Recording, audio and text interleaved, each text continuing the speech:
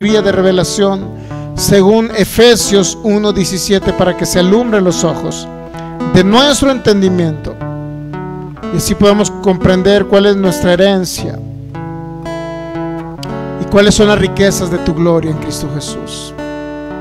Gracias, maravilloso Espíritu de Dios, porque eres tú guiándonos, dirigiéndonos, hablándonos. Nosotros retransmitimos lo que oímos de ti, Señor.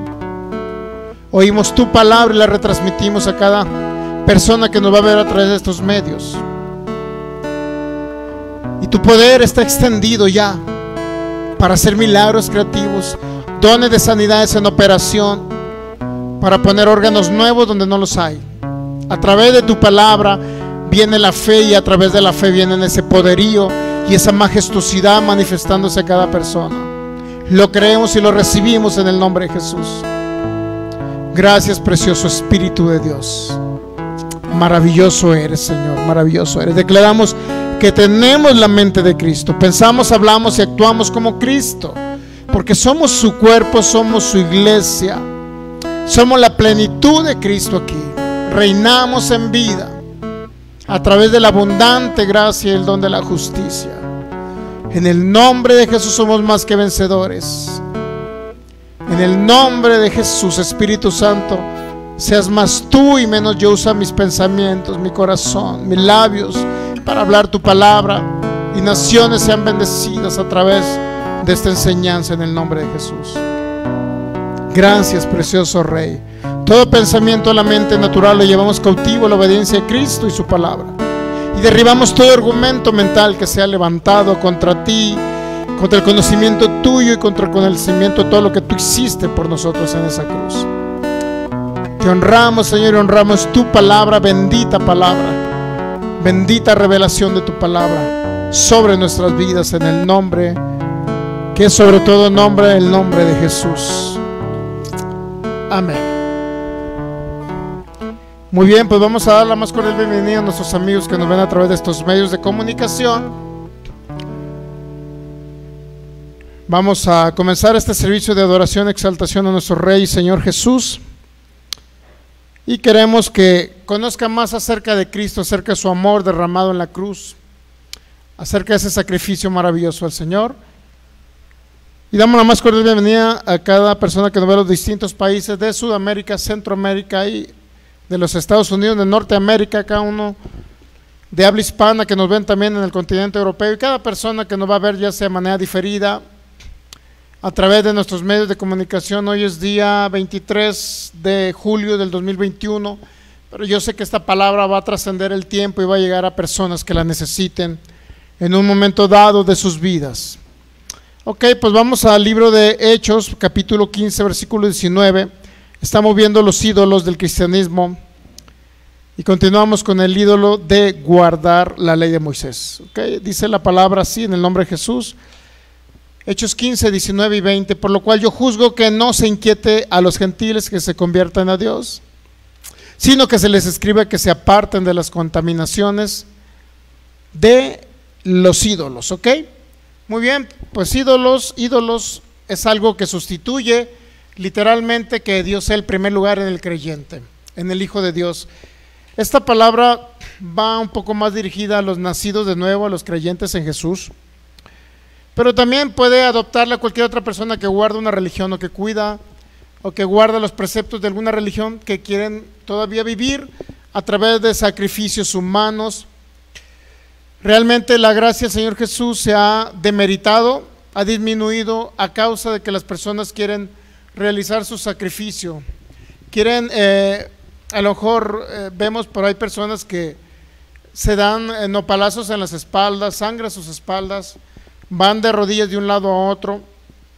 Eso lo podemos ver en muchas religiones, aún creo que en el budismo también por ahí tienen problemas de cuestión que sacrifican su cuerpo haciendo largos ayunos para ser santificados, ser santos delante de su Dios. Así es que siempre la religión, el sistema religioso, el sistema legalista, el que se basa en una ley, siempre quiere basar su esperanza, quiere basar su salvación, quiere basar su futuro, quiere obtener la bendición de Dios a través de sacrificarse, sea su cuerpo, sea sacrificar algo en ellos. El detalle es que regularmente las personas están acostumbradas a querer siempre tratar de justificarse y tratar de lograr algo, tratar de santificarse a través de sus obras. Entonces, pero no se trata ya de tratar de hacer algo para obtener algo cuando Dios ya nos los dio gratis, ¿ok?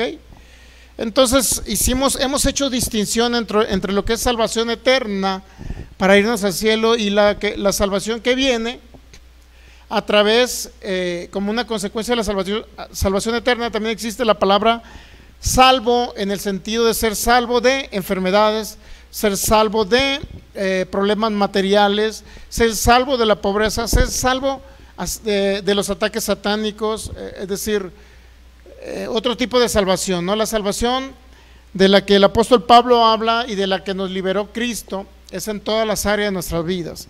Pero hicimos una distinción y una comparativa con la finalidad de que entendamos que la salvación eterna para irnos al cielo, por decirlo así, no requiere de obras humanas, solamente de ejercer fe.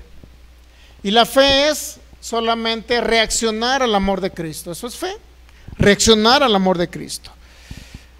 No hay otra cosa. Si vamos a Romanos capítulo 10 versículo 13, Romanos 10, 13 nos habla de que el que invocare el nombre del Señor será salvo. Pero cuando hablamos de invocación estamos hablando de aquel que cree, y obviamente como cree invoca. ¿Entendemos? ¿Sí lo entendemos ahí? Tenemos que invocar el nombre, pero una vez que hayamos creído, obviamente, ¿verdad?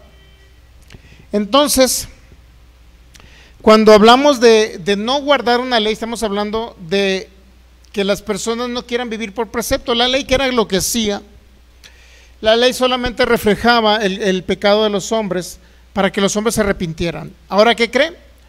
Ahora nos arrepentimos, por decirlo así, cuando recibimos a Cristo nos arrepentimos, ¿ok? Nos arrepentimos de nuestra manera de pensar o de creer.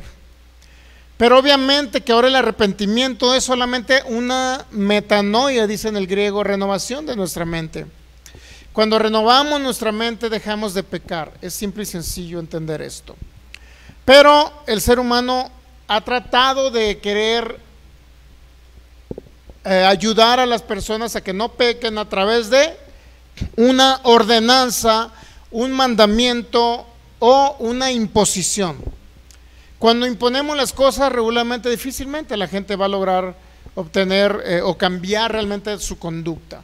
Cuando logramos imponer algo, decirle a la gente, no te emborraches. ¿Cuántas veces las esposas no le dijeron a sus esposos cuando andaban en el mundo? ¿Cuántas veces no le dijeron eso? Ahora, ¿cambiaron los esposos? Dígame usted, ¿ha cambiado cuando la esposa le dice, ya no te embriagues, ya no llegues borracho a casa? ¿Cambiaron en base a eso? Mi hermano, si usted es una persona que tuvo un esposo que fue alcohólico, dígame la verdad, ¿cuántas veces no se le dijo? Muchas veces. Ahora, ¿cambiaron ellos por eso? No. Usted le prohibía, y te prohíbo que llegues a la casa así porque me voy a molestar contigo. No lo hacían. ¿Por qué cree? Porque solamente, primero lugar, porque eran muertos espirituales. Segundo, porque tratábamos nosotros de una imposición, y eso es la ley. La ley era imponer algo. La ley literalmente le decía al hombre, si tú pecas vas a tener estas consecuencias. Era lo que la ley decía. Pero como a Cristo ahora se le cargó el pecado de la humanidad, ¿qué cree? Simple y sencillamente ya no hay una ley que pueda juzgarnos, porque dice el apóstol Pablo, donde no hay ley no hay una transgresión, no hay una... si no existe una ley de tránsito, por ejemplo, donde hay un señalamiento, donde debe de ir uno a 60 y va a 80 y quiere el tránsito o la autoridad de tránsito llegar a multarlo porque usted va a 80, usted tiene todo el derecho de decir dónde está el señalamiento donde va a 60. Entonces no se merece una multa, no se merece una condena, no se merece un castigo. Simplemente porque no hay una ley que lo diga, no hay una restricción. Y la ley de Moisés era así. La ley de Moisés te decía, si tú haces estas cosas vivirás por ella. Si no haces estas cosas, es decir, cometes pecado, robas, te vendrán como consecuencia todos estos castigos. Así era la ley. Entonces, ¿por qué estamos viendo todo eso? Todo esto es con la finalidad de ir entendiendo el sacrificio de Jesús, que usted vaya entendiendo la gracia de Jesús, ¿ok? No estamos siendo permisivos con la gente para que peque, no lo estamos diciendo, solamente estamos hablando una verdad acerca de ser justificados a través de la fe en Cristo Jesús, ¿ok? Muy bien, de eso estamos hablando. Dice el apóstol Pablo en Romanos capítulo 6, mire, fíjese lo que dice.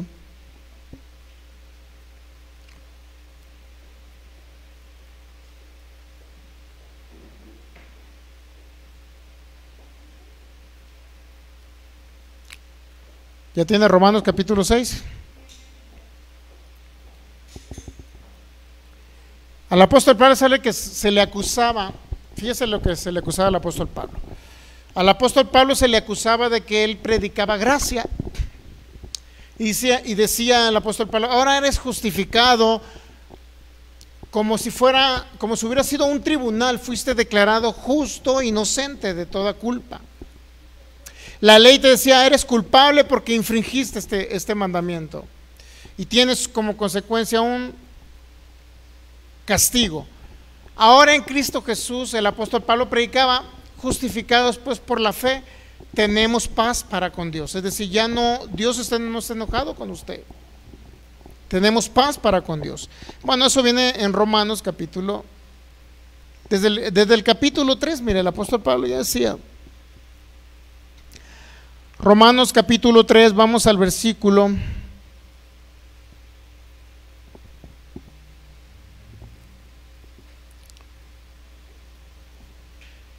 Romanos 3:21, antes de irnos a Romanos 6. Pero ahora aparte de la ley, Romanos 3:21, ¿ya? ¿Sí? ¿Está en pantalla? ¿Sí? Usted fírmelo ahí con un sí. Pero ahora aparte de la ley se ha manifestado la justicia de Dios. ¿Qué significa que hay manifestación de justicia? Cuando hablamos de justicia estamos hablando de juicio, ¿ok? Estamos hablando de ajusticiar a alguien, ¿sí me entiende? ¿A quién cree que ajusticiaron para que usted sea santo, libre, sin mancha, sin pecado y para poder tener derecho a ir al cielo? ¿A quién cree que se le cargó el pecado de usted? ¿A quién cree? A Jesús, ¿ok? Entonces, la justicia de Dios se ha manifestado, dice, ¿qué significa? Se decretó un juicio donde se le declaró a usted inocente. Pero aparte de la ley se ha manifestado la justicia de Dios testificada por la ley y los profetas, la justicia de Dios por medio de la fe en Jesús, es decir, declarados inocentes sin culpa, libres de pecado, libres de castigo. ¿Por qué fuimos declarados? Por medio de la fe, ¿en quién? En Jesús. Para todos los que creen, ¿en quién? En Jesús. ¿Me entiende? Entonces ya fuimos declarados inocentes, ¿estamos de acuerdo? ¿Hay algún juicio de condenación diciéndole a usted que se va a ir al infierno? No, porque ya su pecado que estaba en el espíritu ya fue quitado. ¿Ok? Ya le fue quitado. Va al cielo, ¿estamos de acuerdo? Ahora, ¿qué dice el sistema fariseico de esa época y qué dicen actualmente los religiosos y que son legalistas o que quieren necesariamente ellos, a fuerza ellos, tener que hacer obras para irse al cielo? Ahora, cuando hablamos de fe, estamos hablando de reaccionar al amor de Cristo, ¿sí me entienden? ¿Entendemos ahí? Ok. Ahora, ¿qué fe necesita ejercer una persona para irse al cielo? ¿Qué fe necesita? Recibir a Cristo, creer en Cristo Jesús. ¿Me entiende? Ahora, ¿tuvo que haber hecho obras toda su vida para irse al cielo? ¿Será verdad que tuvo que? Entonces, ¿cómo podemos justificar el hombre que estuvo muerto en la cruz del Calvario? ¿Cómo podemos justificar? Señor, acuérdate de mí en tu reino. ¿Qué le dijo el hombre, el ladrón? ¿Qué le dijo? ¿Qué le dijo el Señor Jesús? De cierto, te digo hoy que estarás conmigo. Le prometió el cielo a ese hombre porque creyó en Jesús. Toda su vida fue un ladrón. Toda su vida fue un pecador, toda su vida anduvo haciendo maldad, pero los últimos instantes de su vida en la cruz del Calvario, ¿qué cree? De cierto te digo, y le prometió que estaría con él en el paraíso. Ahora, cuando Cristo bajó a las profundidades del mar, resucitó al tercer día, dice Efesios capítulo 4 que llevó, mire, Efesios capítulo 4, ¿qué es lo que dice? Versículo 8. Bueno, sí. Por lo cual, subiendo a lo alto, y esto habla de Jesús, el contexto. Dice que Jesús subió a lo alto, llevó cautiva la cautividad. ¿Qué significa que llevó cautiva la cautividad? ¿Quién era la cautividad? Eran todos los que estaban cautivos en el seno de Abraham, en el corazón de la tierra. Si usted lee Lucas 16 se va a dar cuenta de la historia de Lázaro el rico. ¿Se lo recuerda? Donde le dijo hay una cima entre nosotros, de aquí no podemos pasar para allá ni de allá para acá. Es decir, el Hades y el seno de Abraham estaban en el corazón de la tierra. El seno de Abraham era un lugar de descanso donde dormían los muertos del Antiguo Testamento, ¿ok? Que eran creyentes en Dios, que seguían a Dios y que fueron justificados porque creyeron que venía un cordero. ¿Dónde estaba Abraham? En el seno de Abraham. ¿Por qué? Porque en Génesis 22 se le presentó un cordero trabado en una zarza. ¿Qué se le dio a entender a Abraham? Que venía un Mesías. Y dice Juan capítulo 8 del 50 en adelante, dice, Jesucristo mismo dijo, Abraham vio mi día, dijo Jesús.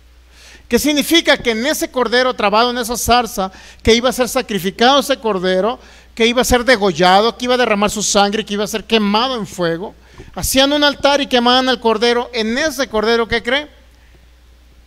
Abraham vio ¿a quién? A Jesús. Por eso fue justificado. Abraham sí sabía, no por sus buenas obras, aunque Santiago habla un poquito de obras ahí, ¿no? Pero eso lo vamos a analizar. ¿Estamos entendiendo ahí? Subiendo a lo alto llevó cautiva la hueste de cautivos, dice en una de las traducciones. La hueste, ¿qué es? Los espíritus cautivos en el seno de Abraham. ¿Dónde se los llevó? Subiendo a lo alto se llevó esa cautividad de personas que estaban en el seno de Abraham. Y eso de que subió, ¿qué es? Sino que también descendió, ¿dónde? Primero a las partes más bajas de la tierra. Tuvo que ir por esas personas, ¿ok? Después de que resucitó, ¿qué cree? Ascendió al cielo, por encima de todos los cielos para llenarlo todo, dice el versículo 10. Llevó esa hueste de cautivos y todos los que murieron en el Antiguo Testamento, que eran justos delante de Dios, que habían sido justos porque habían ejercido fe, por decirlo así, en el Cordero de Dios. Todos ellos que estaban cautivos fueron, ¿dónde? Ahora, el ladrón murió 3 días antes de que Jesús resucitara. ¿A dónde se fue ese ladrón? Al seno de Abraham. ¿Y dónde se fue después que resucitó Cristo? Al paraíso. ¿Captamos ahí? Regresamos a Romanos 3. O sea, ¿cómo podemos justificar que ese hombre se fue al paraíso? Dígame usted. ¿Sí o no le dijo el Señor? De cierto te digo que estarás conmigo en el paraíso. Toda su vida no se congregó en una iglesia cristiana. A lo mejor no diezmaba ni ofrendó nunca en toda su vida. Ese hombre nunca lo hizo. A lo mejor ese hombre nunca se portó bien con los hermanitos o con las personas. Dañaba a personas al robarle, imagínense. Me robaron mi vaca lechera, era la única que tenía. Y se la llevó el ladrón que estaba a un lado de Jesús. Imagínense si no tenía enemigos. Pero Jesús, ¿qué cree? Lo reconcilió. Y dijo, cierto te digo que estarás conmigo en el paraíso. ¿Iría al paraíso ese hombre, sí o no? ¿Hizo alguna obra para irse al paraíso? Hasta el último instante lo único que hizo, ¿qué? Creer en Jesús. Él ejerció esa fe para ser justificado, declarado inocente delante de Dios para irse al paraíso. ¿Ok? ¿Hasta ahí entendemos? Ahora, esos son los que fueron salvos, y personas van a ser salvos al invocar el nombre de Jesús en los últimos días de su vida. Por eso sembramos la palabra cuando salimos a predicar el evangelio por las calles. Le decimos a la gente, recibe a Jesús, Jesús es tu Salvador. Y cuando le decimos eso, sembramos una semilla. En los últimos días de su vida el Señor le recuerda, y muchos de ellos van a ser salvos, y usted se va a llevar una sorpresa en el cielo. No hicieron obras, solamente creían en Jesús los últimos días de su vida, aún cuando estaban todavía en el lecho de muerte, en los últimos actos de respiración, ahí Jesús llegó y ellos pudieron proclamar e invocar el nombre de Jesús, ¿ok? No estamos seguros de eso, porque no sabemos. Solamente lo único que sabemos es que si invocaron el nombre de Jesús fueron salvos. ¿Estamos de acuerdo? Sin haberse congregado en una iglesia cristiana. ¿Entendemos ahí? Ahora, ¿por qué si debemos de dar frutos? ¿Para qué si debemos de dar frutos? Dígame usted. O sea, ¿para qué si debemos de practicar, por decirlo así, el evangelio? ¿Para qué tenemos que predicar el evangelio? ¿Para qué tenemos que sanar a los enfermos? ¿Para qué tenemos que diezmar, ofrendar? ¿Para qué nos tenemos que congregar? ¿Para qué? Diga, ¿para irnos al cielo? No, eso es para que usted reine en vida. Es muy diferente salvación para irnos al cielo a la salvación que viene para que usted viva la vida abundante de Juan 10:10 que Cristo nos prometió. Ahí tenemos que dar frutos. ¿Para qué? Para que se vea esa vida abundante. Por eso nos congregamos. ¿Entendemos ahí? Pero la salvación eterna para irnos al cielo no está condicionada a obras, solamente a creer en Jesús. Ahora, las otras cosas que obtenemos también tienen que ver con creer, pero también con reaccionar a la obra terminada de Jesús. Si Jesús, dice 2 Corintios 8:9, se hizo pobre en la cruz del Calvario para que yo fuera rico, porque a él le cayó la maldición de mi pobreza, según Gálatas 3:13. Si Él se hizo rico, ¿qué tengo que hacer yo para dar frutos? Pues corresponder a ese amor, reaccionar a esa bondad de Él. Si me rescató del infierno, ¿por qué yo no voy a sembrar, diezmar y ofrendar para su obra? Dígame, ahí sí se requieren frutos. Pero ¿qué cree? Cuando yo doy en el reino, ¿qué cree? Se me multiplica. Y Él me hace millonario aquí en la tierra para toda buena obra, para que el reino siga avanzando y para disfrutar esa riqueza, ¿ok? Muchos religiosos dicen, no, ¿para qué quieres ser rico? Ya ves, nada más andan buscando riqueza. No, no es cierto, esa frase está incompleta. Buscamos riqueza para que el reino avance en la tierra. Y esa misma riqueza por añadidura nos da la vida abundante, ¿entendemos? Por eso mucha gente está en contra de la riqueza financiera, la bíblica pues. No aquellos que andan diciendo, pacta con dinero para que Dios te sane a tu hijo. No, eso no es bíblico, no es bíblico. ¿Para qué pactan con Dios? Si el pacto perfecto lo hizo ya con la sangre de Jesús, ¿para qué quieren pactar con Dios? Como diciendo, voy a pactar contigo, Señor, para hacer esta obra, para que me sanes a mi hijo. Está también incorrecto. Nuevamente se vuelve legalismo, la gracia. ¿Ok? Ahora, la gracia de nuestro Señor Jesucristo, cuando hablamos para salvación eterna, no está condicionada a buenas obras, sino solamente a creer hasta los últimos días de su vida. Ahora, mucha gente pensará, pero qué injusto. Qué injusto Dios. ¿Por qué aquel que mató 50 en la cárcel y luego murió de un cáncer? ¿Por qué Dios se lo llevó al cielo? Porque allá le pregó en la cárcel, un mes antes de que se muriera, recibió a Cristo, nació de nuevo y se fue al cielo. Pero mató a 50, se va al infierno. No, no se va al infierno, se va al cielo. ¿Por qué? No por sus buenas o malas obras, sino porque nació de nuevo y creyó en el Redentor, nuestro Señor Jesús. ¿Entendemos ahí? Todo esto, mi hermano, ¿qué cree? Va en contra de todo lo que cree el judaísmo mesiánico, todos los que el adventismo del séptimo día, que creen ellos que por sus buenas obras Dios los va a justificar y los va a llevar al cielo, y mezclan entre salvación para irse al cielo, entre salvación, la salvación que viene para que usted reine, viva una vida abundante, ¿ok? Porque la palabra sozo o sotería en el griego significa salvación en todas las áreas de su vida. Entonces tenemos que identificar que el Señor nos rescató de nuestra vana manera de vivir, pero que ahora nosotros, a través de creer y estar agradecidos con el Señor que cree, reaccionamos a ello y dejamos de pecar por el amor. ¿Entendemos? No porque alguien me esté imponiendo al frente, no hagas esto, te prohíbo que hayas. Oiga, mi hermano, hay pastores que hasta los feligreses, pastor, hasta los feligreses normales, no estoy diciendo servidores, ¿no? Pero pastor, ¿qué cree? Le pido permiso para salir de vacaciones. Y ¿qué pastor? Le pido permiso porque, ¿qué cree? Me invitaron a tal lugar. Pastor, es que, ¿qué cree? Le piden permiso hasta para ir al baño, Dios mío. O sea, eso es como crear un dominio, ¿no? Un control, una manipulación, mi hermano. No debe ser así.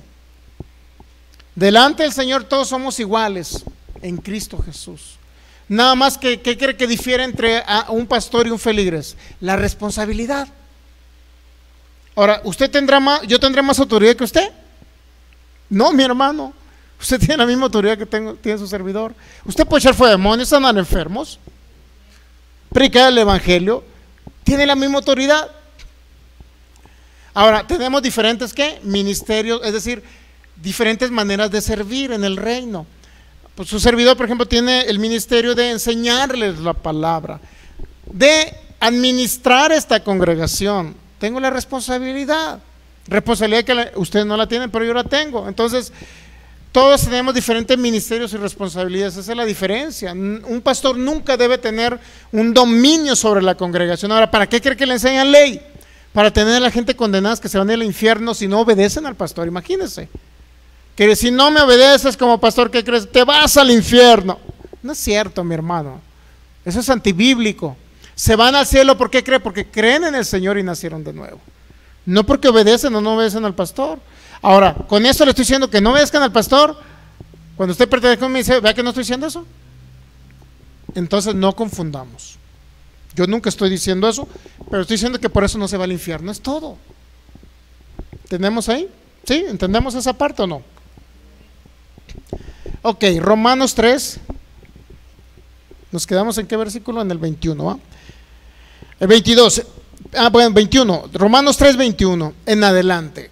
Pero ahora, aparte de la ley, se ha manifestado la justicia de Dios testificada por la ley y los profetas. La justicia de Dios por medio de ¿qué? ¿De la fe en quién? Justicia, ¿qué es? Declarado inocente ante un tribunal. Usted fue declarado inocente. ¿Ok? Inocente, ¿qué significa? Que ya no hay una ley que lo culpe y usted tenga que ir a un castigo eterno del infierno. Eso significa la justicia de Dios, por medio de la fe en Jesús. Ahora, ¿cómo lo logró usted? ¿Teniendo fe en quién? ¿O por guardar el mandamiento de no robar? ¿O por guardar el mandamiento de no adulterar? ¿O por guardar el mandamiento de no dirás falso testimonio? ¿Por qué se va a ir al cielo? ¿Por qué es justificado? ¿Por qué es declarado inocente ante ese tribunal? Porque hay alguien que fue declarado culpable en la cruz. Y dijeron, ahora en ti se va a cargar el castigo de toda la humanidad que te reciba. ¿Entendemos? Hay alguien que pagó, fue enjuiciado por usted para que usted fuera declarado inocente. Hay un culpable y hace 2000 años se pagó el castigo por el pecado. ¿Ok? Por consecuencia no se puede pagar 2 veces el castigo por el pecado. ¿Entendemos ahí? O sea, no pueden enjuiciarlo usted por buenas o malas obras. ¿Qué van a hacer las malas obras de un hijo de Dios? ¿Qué van a hacer unas malas obras? ¿Qué pasa si él adultera? Le van a dar un SIDA y se va a morir en 2 años, 1 año, 6 meses, es todo. ¿Me entiende? Se va a morir. ¿Disfrutó la vida abundante que le vino a dar Cristo? No, mi hermano. ¿Sufrió los últimos días de su vida? Sí. ¿Pero dónde cree que se fue ese que murió de SIDA? Era creyente en Jesús. Andaba con las obras de la carne, todo lo que daba. ¿Se fue al cielo o al infierno? Dígame usted. Dígame la verdad, porque pues entre cielo e infierno como que no. Ahora, fíjese lo que le quiero decir. ¿Por qué le digo esto? Por el caso, se presentaron casos en la iglesia primitiva. 1 Corintios 5. Mire, 1 Corintios, ¿ya? Primera carta de los Corintios 5, ¿ya lo tienen? Dice, un caso de inmoralidad, ¿qué? Juzgado. Ahora, toda persona que conoce gracia va a dejar de pecar porque se enamora más de la obra perfecta de Jesús y entiende que Él llevó el pecado de ellos, ¿sí? ¿Ok? Renueva su mente. ¿Qué necesita alguien para no pecar? Renovar su mente y enamorarse de Cristo, ¿ok? ¿Sí entendemos ahí? Ok. Un caso de inmoralidad juzgado, 1 Corintios 5, versículo 1 en adelante. ¿Ya? 1 Corintios 5, ¿quedó claro que era 1 Corintios 5? Sí, ok. Dice, de cierto se oye que hay entre vosotros fornicación y tal fornicación cual ni aún se nombra entre los gentiles, tanto que alguno tiene la mujer de su padre. Mire, estaba fuertísimo el caso, pesadísimo estaba. Ahora, estaba hablando en la iglesia, ¿a la iglesia le estaba hablando o al mundo? No, a la iglesia. ¿Entiende? ¿Era fuerte? Sí, porque era peor que lo que hacían los gentiles, era peor. Es más, don Bonancio, el de la esquina, era mejor que este hombre que se congregaba en una iglesia cristiana. Don Bonancio era tan bueno que no hacía lo que él hacía, pero don Bonancio no tenía a Cristo. Y Cleofas, este hombre que aparece, que no se llama Cleofas, ¿no? Este hombre que aparece aquí, ¿qué cree? Fuertísimo era lo que estaba haciendo que la gente del mundo, fuertísimo, ¿ok? Que ni aún se nombra entre los gentiles. ¿Entendemos? Ahora, yo no entiendo por qué ahorita a los que están sin Cristo, yo no entiendo por qué les dicen mundanos, porque Pablo nunca les dijo mundanos, Cristo nunca les dijo mundanos. No entiendo esa frase mundano, si no es bíblica, ¿de dónde salió? ¿Por qué la dicen? No lo entiendo, pero a mí que me lo expliquen. La palabra mundano existe en la Biblia, no existe. Cuando se habló los que están en el mundo, se habló de los gentiles sin Dios. Es todo. ¿Tenemos ahí? Entonces la palabra mundano es una palabra ahorita despectiva. Ahora la gente se le dice los hijos del diablo. En la Biblia nunca se registra que el mundo sin Cristo son hijos de Satanás el diablo, porque Satanás no tiene la habilidad de engendrar a nadie. Y si Satanás engendró a uno solo, que me lo digan conforme a la Biblia. No es bíblico eso, mi hermano. Es decir, hijos del diablo el que no tiene a Cristo, no es bíblico, no existe en la Biblia. Ahora, mucha gente saca Juan capítulo 8, cuando Jesús dijo a aquellos: ustedes son de vuestro padre el diablo, ¿sí o no les dijo? Y los deseos de vuestro padre quieren hacer, ¿sí o no les dijo? Pero ¿a quiénes les dijo? ¿A las multitudes del mundo que sean de Jesús? No. ¿A quién le dijo? A los fariseos que querían matar a Jesús. ¿Entendemos? Fariseos que querían matar a Jesús, le dijo: vuestro padre es el diablo. Ahora, ¿se lo dijo porque los engendró o porque querían hacer las obras del diablo? Dígame usted. ¿Entendemos? Entonces, ¿qué pasa con don Bonancio, que no ha recibido a Cristo y que anda en el mundo, pero nunca ha matado a nadie ni ha querido matar a nadie? Es más bonachón que muchos cristianos. ¿Qué pasa con don Bonancio? ¿Le podemos llamar hijo del diablo? No, porque no quiere hacer las obras del diablo.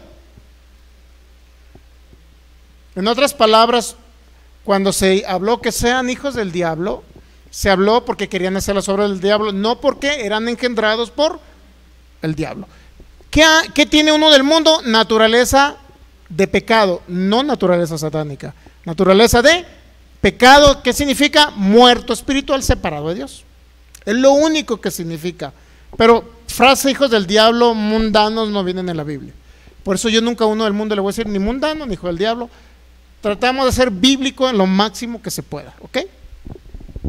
Somos como los de Berea nosotros, escudriñamos, oímos algo y decimos: eso no es bíblico porque no viene en la Biblia, y nosotros no lo creemos ni lo retransmitimos. Es importante entender esto, ¿ok? Cuando hablamos la palabra debemos hablar basado en la palabra de Dios. No debemos decir nunca nada que no esté basado, y tampoco tergiversado, porque tiene que ser todo en su contexto, ¿ok? Muy bien. 1 Corintios 5, versículo 2. ¿Entendemos quién era este hombre que estaba ahí? Estaba muy fuerte. Hoy estaba con la esposa de su padre, con la mujer de su padre, Dios mío. Versículo 2. Y vosotros están envanecidos, ¿no debieran más bien haberse lamentado para que fuese quitado de en medio de vosotros el que cometió tal acción? ¿Qué dice Pablo? Deberían de lamentar eso. ¿Qué tenían que hacer con ese hombre? Expulsarlo de la iglesia. ¿Entendemos ahí? Ahora, ¿por qué y en qué momento se le dice a estas personas esto? ¿Tenemos que expulsar a alguien de la iglesia cristiana? ¿O en qué sentido lo dice? Siempre Pablo y el Señor Jesús y el apóstol Pablo, siempre cuando se referían a las multitudes que querían conocer a Dios, siempre les hablaban: reconcíliate con Dios. Ellos eran reconciliadores. venid a mí los que están trabajados y cargados. ¿A quién les dijo? ¿A nacidos de nuevo, cristianos, o a muertos espirituales del mundo, personas que habitaban sin Cristo? ¿A quién les dijo? Venid a mí a los que están trabajados y cargados. ¿A quién se refería? A las multitudes que no conocían a Dios. ¿Ok? ¿Estamos entendiendo? Ahora, siempre al que conocía la palabra y aún conociendo la palabra actuaba incorrectamente, a eso siempre les habló duro, tanto el Señor Jesús como el apóstol Pablo. Ahora, en este caso, y podemos ver muchos casos más, en las cartas pastorales, que por ejemplo la primera, segunda Timoteo, les hablaba a ancianos. Era muy duro Pablo con los ancianos. Ahora, ¿por qué era muy duro con los ancianos? Porque ya les había enseñado gracia. A lo mejor años les enseñó gracia a Pablo. ¿Pero qué cree? Después de haberles enseñado gracia, después de haber escalado, por decirlo así, tener una posición de anciano en una iglesia, y aún cometiendo un acto en la carne, entonces Pablo llegaba y les decía, sí, hombre, ya no estés pecando. Sí les decía, no negamos, pero siempre se refería a ancianos, que ya se les había enseñado gracia, salvación por medio de la fe. ¿Entendemos?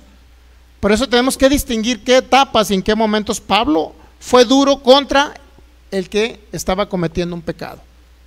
Pero el resto de las personas que no conocen gracia, se les tiene que enseñar gracia.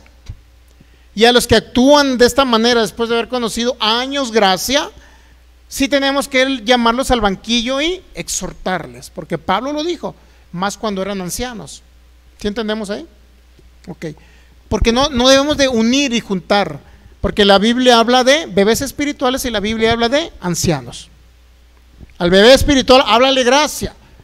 Eres salvo por medio de la fe en Cristo Jesús. No necesitas hacer obras. Cristo pagó el precio por ti en la cruz, te justificó, te santificó, y por eso tú vas al paraíso, para que ellos se enamoren de Cristo, el bebé espiritual. Pero ese bebé espiritual traía obras de la carne porque su mente no estaba renovada. Pero ya cuando su mente se renueva y pasan los años, 5 años, congregó en una iglesia hablándose de gracia, ya escaló y se hizo un anciano, ya lo mandamos de pastor a otro lado, y todavía empiezan a realizar obras de la carne. A eso sí, dice Pablo, les hablaba muy duramente y les decía y les exhortaba en contra de su pecado. Por eso, desde los púlpitos no se debe hablar en términos generales a los que andan en pecado.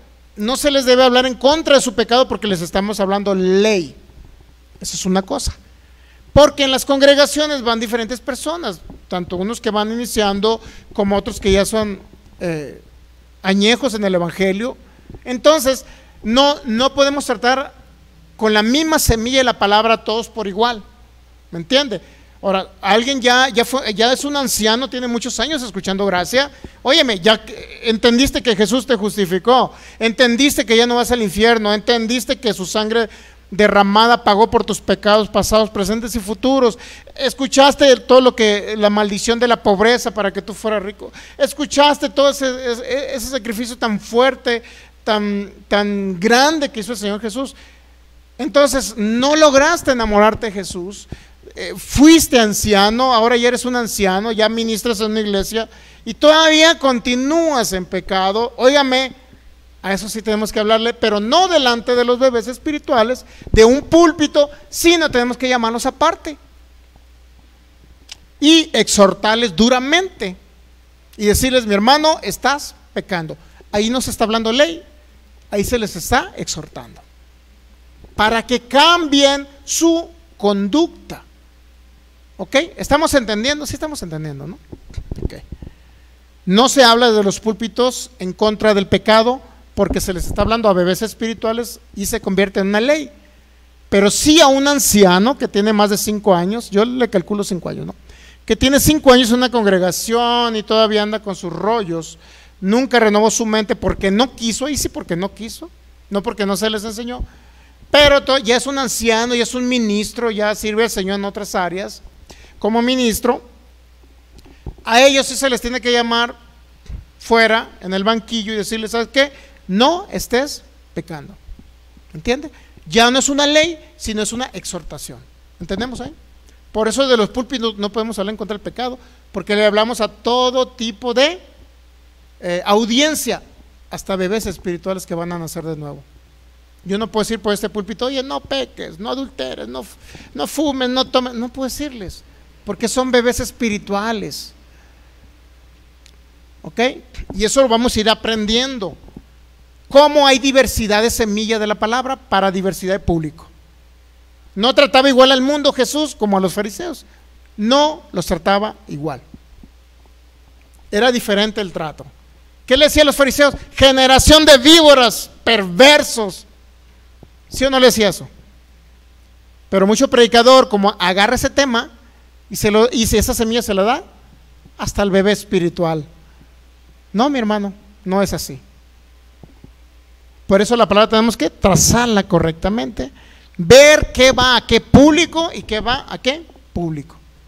Si es para un anciano, oye, llámalo individual, no lo avergüences ante toda la iglesia, aunque la palabra sí dice que cuando ya, después de que tú lo exhortaste, lo llamaste, le dijiste que no continuara con esa situación, sí dice la palabra que lo hagas enfrente de la iglesia, pero sería como en última instancia, ¿no? ¿Sí me entiende? ¿Sí? Estamos entendiendo cuando sí decimos no peques, ¿sí lo estamos entendiendo? O sea, no puedo decirlo yo a todo el público en una congregación y menos delante de una cámara. No podemos decirlo, ni un ministro lo puede decir. Hábleles de gracia, ya que son ministros ancianos, sí. Óyeme, si un anciano haciendo las cosas de la carne cuando nació de nuevo, ahí sí, llámalo, exhórtalo en contra de su pecado. Pero ahí ya no es ley, ahí es corrección, instrucción o enseñanza. ¿Entendemos esa parte? Quiero que lo entienda para que usted entienda cómo vamos a hablar gracia y por qué estamos hablando gracia. Y para que vea que cuando se trata de hablarle a ancianos, lo vamos a hacer de una manera diferente. Y no mezclar lo que le voy a hablar a un anciano y lo que le voy a hablar a un bebé espiritual. Nunca se mezcla. No es la misma semilla. Es decir, yo no puedo decirle, hermanos, por favor, no se metan, hombres, no se metan con otros hombres. O sea, y usted me va a decir, qué loco está el pastor, pues si ni siquiera había pensado en eso. Pero pensándola bien, no hace que caiga en eso.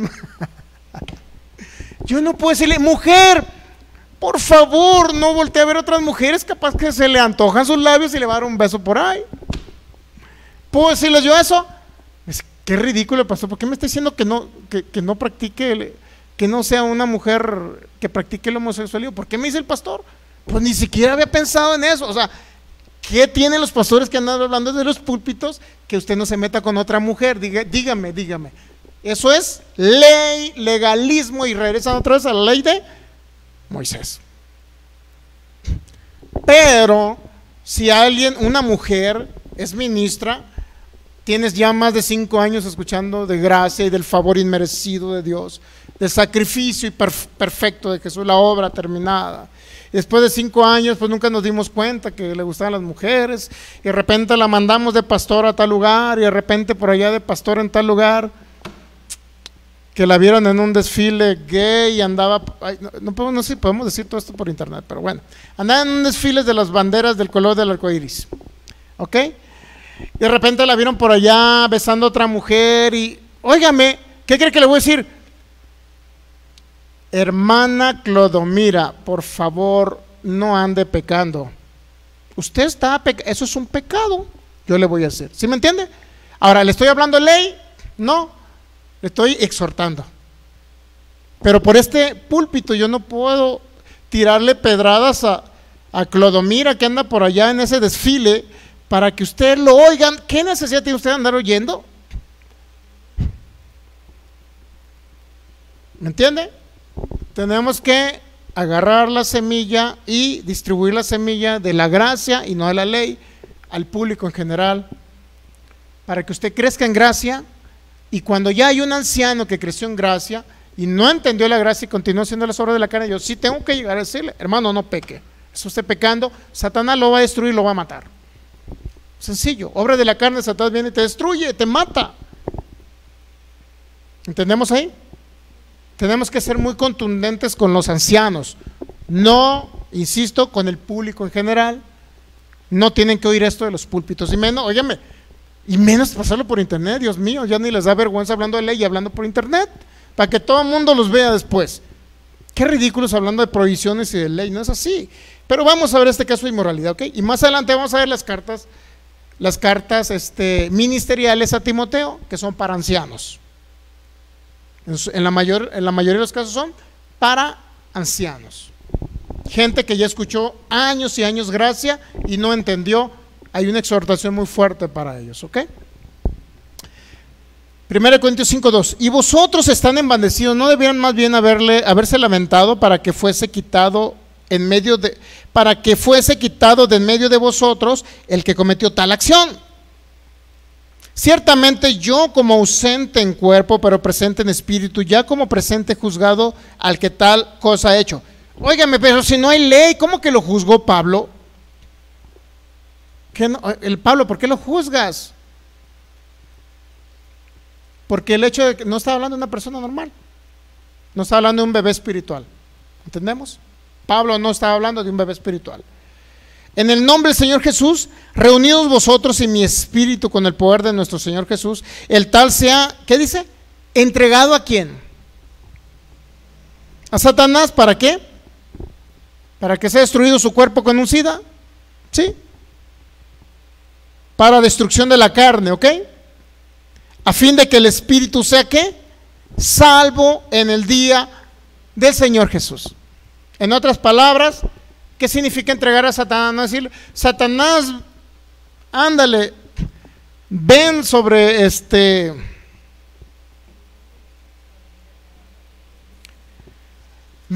Anacleto, Satanás.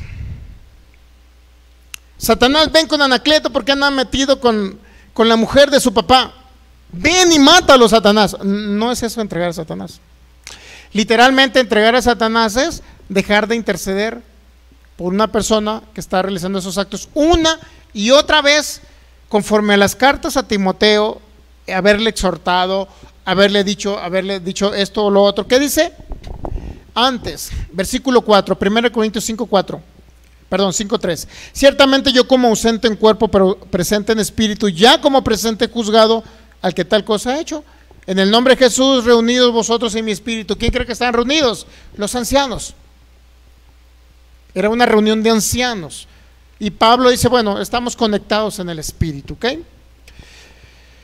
Vosotros y mi espíritu con el poder de nuestro Señor, el tal sea entregado a Satanás para destrucción. ¿Qué significa entregado a Satanás? Para que sea destruida su ¿qué? Su carne, su cuerpo. Ahora, ¿se fue al infierno? No, aquí dice, a fin de que el espíritu sea salvo en el día del Señor Jesús. ¿Qué significa? Entregado a Satanás, ya no interceder por él. Es que Anacleto anda con su madrastra. Hermanos, vamos a orar por Anacleto para que deje a su madrastra. Señor, te pedimos para que Anacleto deje a su... Y a Anacleto le importa un cacahuate. Entonces, ¿qué dice? Entréguenlo ya a Satanás. ¿Qué significa? Dejen de interceder por él. Ya no intercedan por él, porque la intercesión de ustedes lo único que está haciendo es que Anacleto continúe en el mismo pecado. Ya no intercedan. Oye, Señor, cubre con tu sangre preciosa a Anacleto, que no le pase nada, pero que deje también a su madrastra. Óyeme, no, dice, ya no ores, ya no intercedes por él. Que Satanás llegue y le ponga un sida y lo mates todo. ¿Para qué? Para que su espíritu sea salvo en el día del Señor. ¿Entendemos ahí? Ahora, ¿qué significa todo esto? Es gracia. Gracia porque Jesús pagó por su pecado, y el pecado que estaba cometiendo Anacleto era en la carne. ¿Y qué estaba pasando? Entrégalo a Satanás para que se muera su cuerpo, para que destruya su cuerpo, a fin de que su espíritu sea salvo en el día del Señor. ¿Entendemos ahí? Ahora, este hombre iba a vivir una vida abundante, no, porque iba a morir su cuerpo antes de tiempo, iba a ser destruido. ¿Ok? Y luego dice aquí más adelante, mire, a fin de que el espíritu sea salvo en el día del Señor. Ahora, versículo 6, ¿no es buena vuestra jactancia? ¿No sabéis que un poco de levadura leuda toda la masa?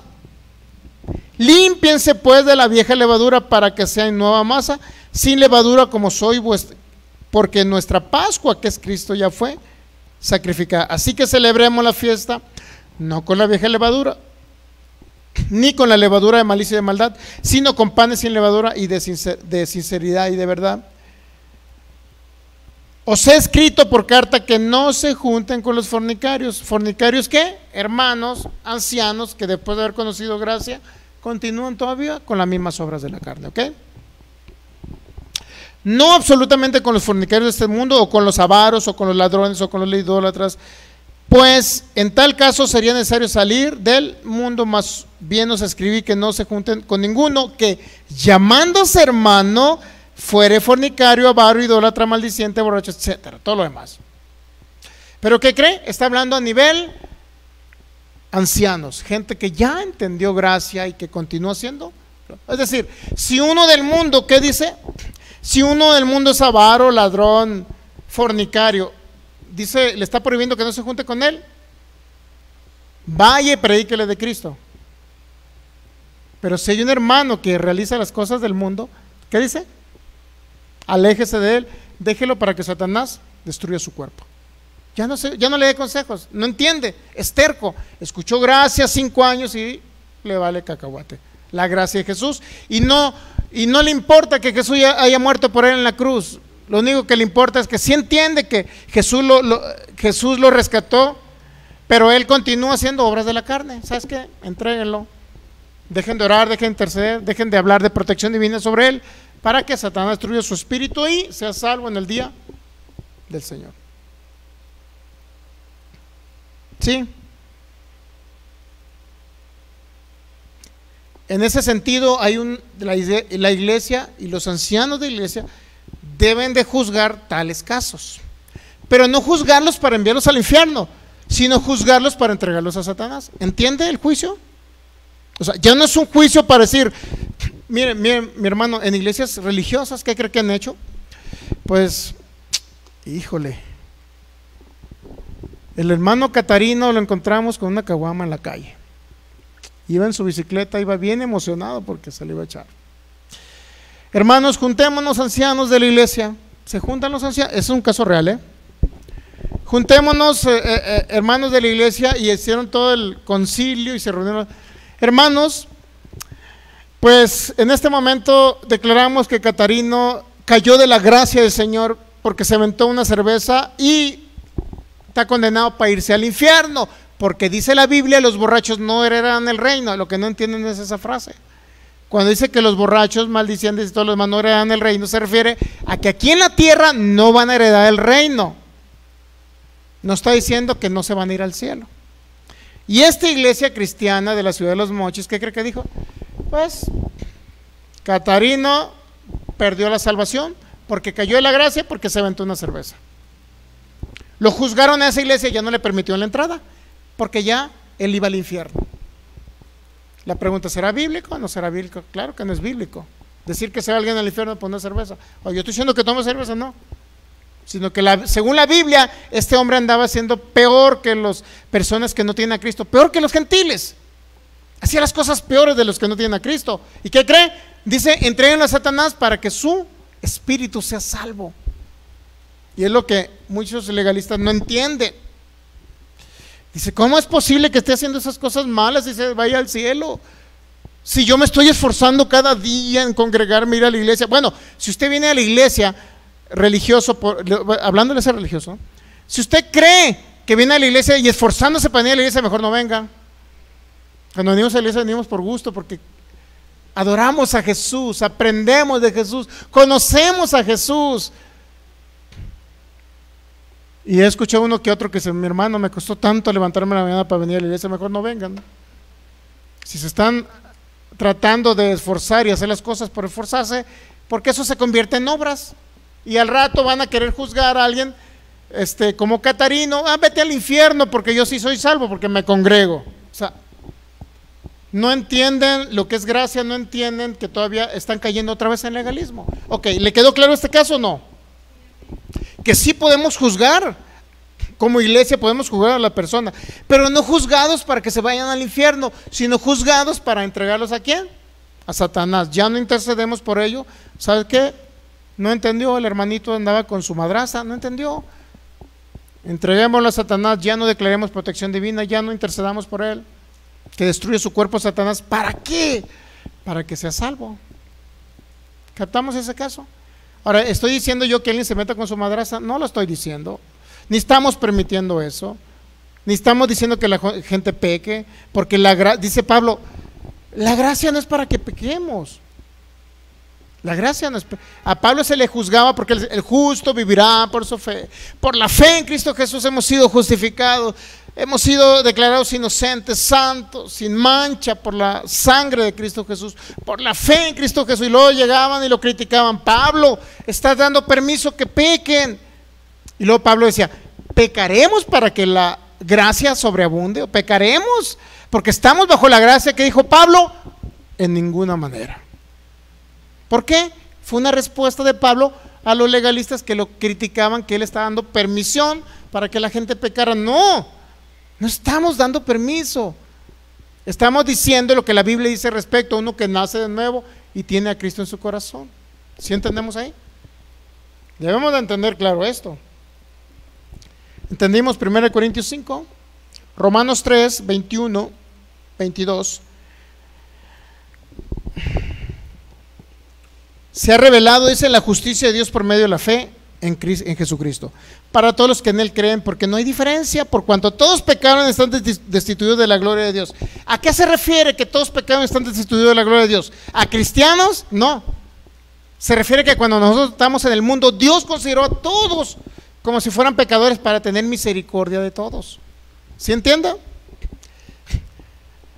Siendo el 24 justificados gratuitamente, ¿por qué hemos sido declarados inocentes? Libre de una condenación, libre de un juicio eterno. ¿Por qué? Dígamelo usted el 3:24. Siendo justificados, ¿cómo? Fue un regalo, gratuitamente. ¿Por qué? Por su gracia. Ese es el regalo. No me merecía yo irme al cielo, pero fue el que me regaló ese regalo de la salvación. Él se lo dio a usted, usted no se lo merecía. Y si usted cree que se lo merecía, Dios mío, pues otra vez vuelve a la ley. Me porté bien, hice esto y por eso me voy al cielo. No, si se porta mal, ya sabe, Satanás va a venir a destruir su cuerpo, es todo. No podemos ganarnos la salvación. Fue pagada y gratuitamente nos las dio, para que nosotros por medio de la fe es reaccionar a ese amor, es creer en lo que Jesús hizo por mí, y por ese amor que cree, nos vamos al cielo, porque creemos en Él, nacimos de nuevo. Siendo justificados, ¿cómo? Gratuitamente. ¿Por qué? Por su gracia mediante la redención que es en Cristo Jesús. Ahora vamos a Romanos capítulo 6. El libro de los Romanos está impresionante respecto a hablar de este tema de justicia de Dios y gracia, justicia de Dios a través de la fe en Cristo Jesús. Dice Romanos 6:1, ¿qué pues diremos? ¿Perseveraremos en el pecado para que la gracia abunde? Eso decían. Criticaban a Pablo, mi hermano, y le decían, Pablo, con que le dices que si hacen cosas en la carne, si no cumplen la ley, y les está diciendo que si adulteran, Pablo, tú les estás diciendo que es para que la gracia abunde, pequen para que la gracia abunde. ¿Qué cree que significa? No, estaban malentendiendo a Pablo, porque Pablo no estaba diciendo que pecaran para que sobreabundara gracia. Pablo estaba diciendo que si pecaban, había una sobreabundante gracia que quitaba ese pecado si se arrepentía. Está diciendo Pablo eso. No estaba diciendo que, porque lo criticaban, que él dice, por eso dice, ¿qué pues diremos? ¿Perseveraremos en el pecado para que la gracia abunde? Ahora, ¿qué dijo Pablo como respuesta? En ninguna manera. Es decir, yo no estoy diciendo cuando les enseño gracia y que usted es salvo por la fe en Cristo Jesús, que es santo, inocente por la fe en Cristo Jesús y se va al cielo, ya no hay ni un juicio de condenación, independientemente que si comete un pecado en la carne hay un juicio de condenación. Y Pablo, y fíjese, ¿perseveraremos en el pecado para que la gracia abunde? Y la respuesta es no. No tenemos que pecar más para que haya más gracia abundante, no es así. Es todo lo contrario. Pablo lo que quiso decir, si tú pecas, ¿qué crees? Hay una gracia abundante. Que si te arrepientes, ¿qué crees? Ese pecado ya lo llevó hace tantos años Cristo Jesús. Si te arrepientes, ya lo llevó, no hay ningún problema. Ahora, si no te arrepientes, Satanás viene y mata tu cuerpo, destruye tu cuerpo.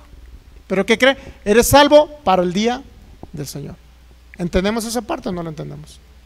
Ahora, ¿estamos diciendo que la gente peque para que la gracia abunde? No, le voy a decir Pablo, en ninguna manera. Nadie puede decir entre más peque, más gracia. No es cierto, es una vil mentira. Es al contrario, si llegaras a pecar hay una gracia abundante que te declara inocente, sí, pero ya no lo vuelvas a hacer, como aquella no sé si el de la mujer adúltera, en Juan capítulo 8, recuerda que ya lo vimos. La perdonó el Señor Jesús cuando le iban a enjuiciar por una ley, le iban a enjuiciar, le iban a apedrear y le iban a matar, ¿sí o no? Juan capítulo 8, léalo, del versículo 1 en adelante. Ahora, ¿qué hizo Jesús? Mujer, ni yo te condeno. ¿Por qué no la mandó al infierno Jesús si era una adúltera? ¿Por qué no la mandó al infierno? Dígame usted. Te vas a quemar en el fuego eterno por adúltera, mujer. ¿Por qué no le dijo eso? Mujer, ni yo te condeno. ¿Por qué? Ya había llegado Jesús, ya había llegado la gracia que es Jesús.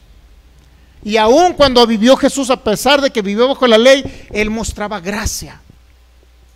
¿Entendemos ahí? Romanos 6:1. Entonces perseveraremos en el pecado. ¿Por qué? Porque a Pablo se le criticaba que porque enseñaba gracia, ser justificados por la fe en Cristo Jesús. Pablo estaba diciendo que pecaran para que la gracia sobreabundara. No es así. Cuando enseñamos gracia nunca decimos que ándele, póngase a pecar todos los días, que acabó Cristo ya pagó por ese pecado. No estamos diciendo eso. No se debe de confundir.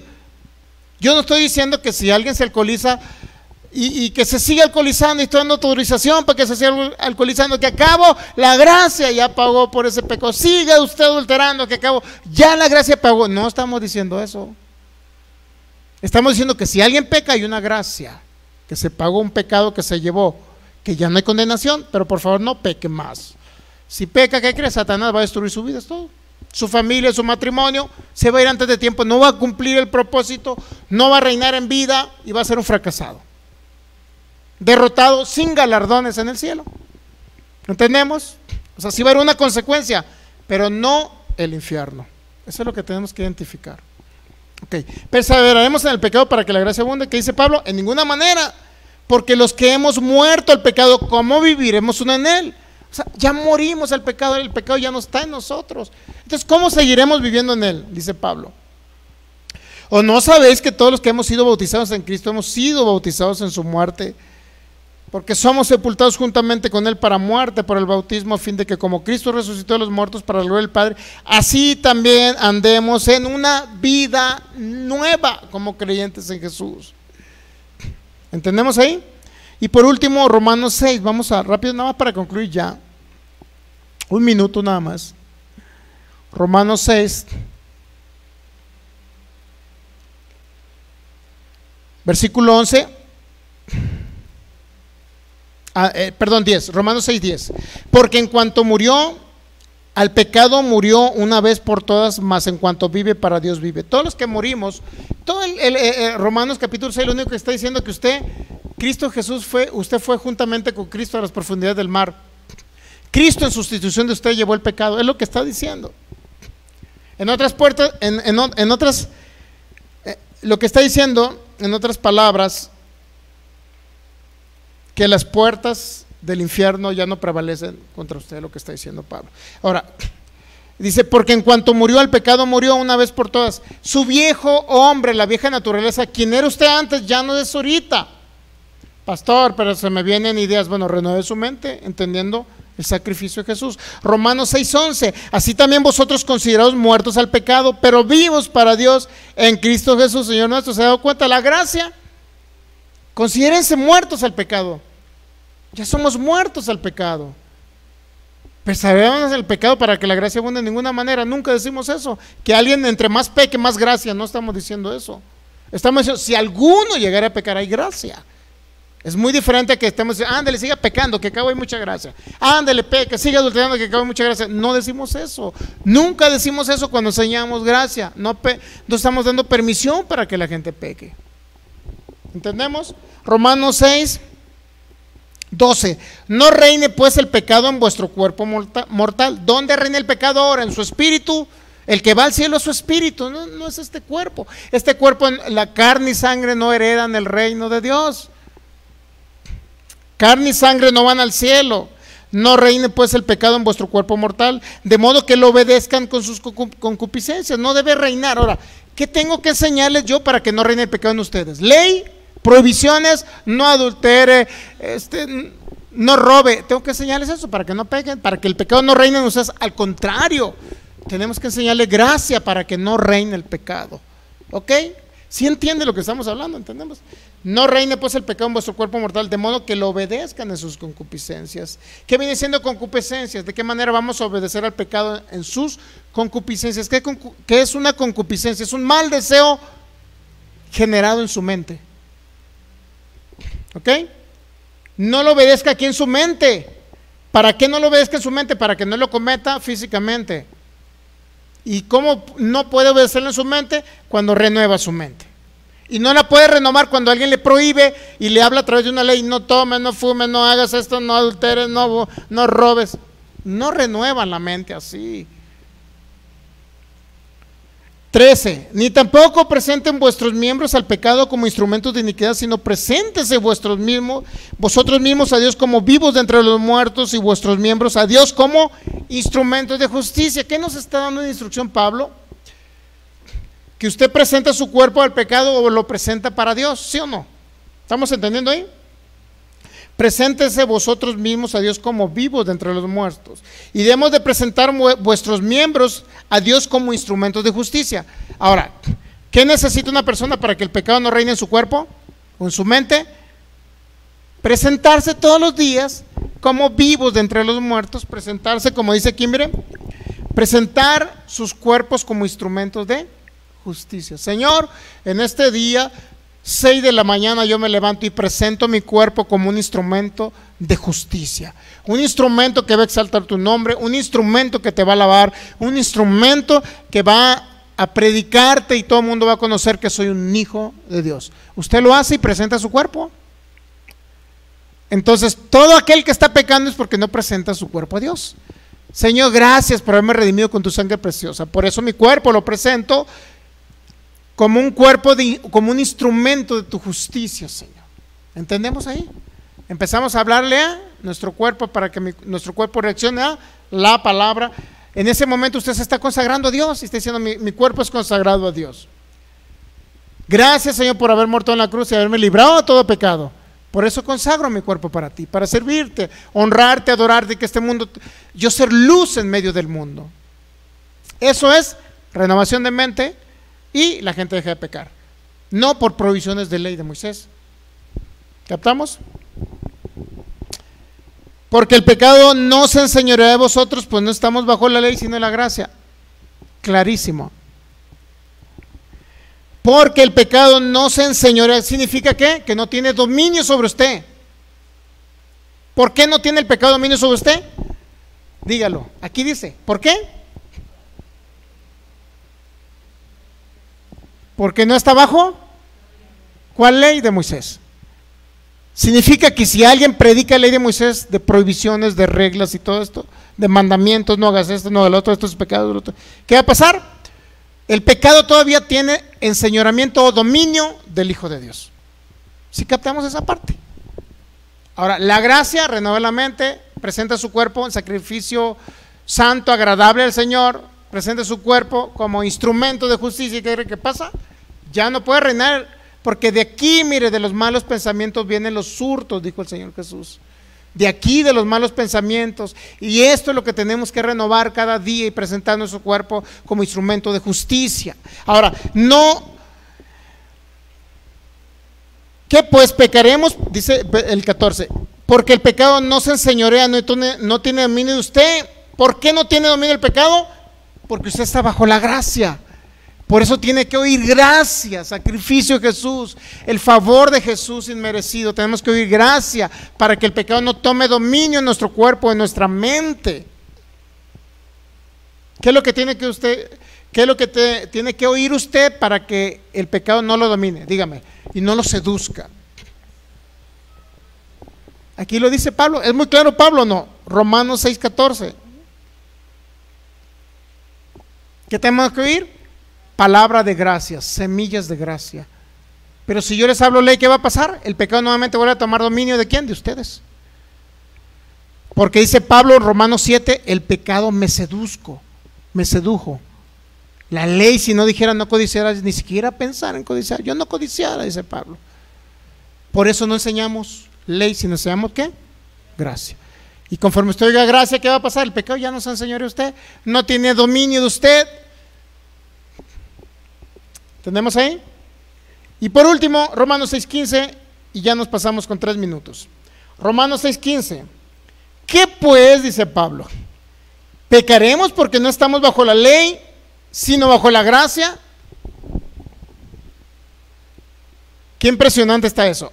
Lo que quiere decir que cuando yo le estoy hablando de gracia, no le estoy diciendo que usted tiene que pecar porque ya no hay reglas. Pablo está diciendo ahora, entonces está diciendo Pablo, voy a pecar porque ya no, alguien me está imponiendo arriba y me está poniendo una regla, me está poniendo una ley, un mandamiento que me prohíba.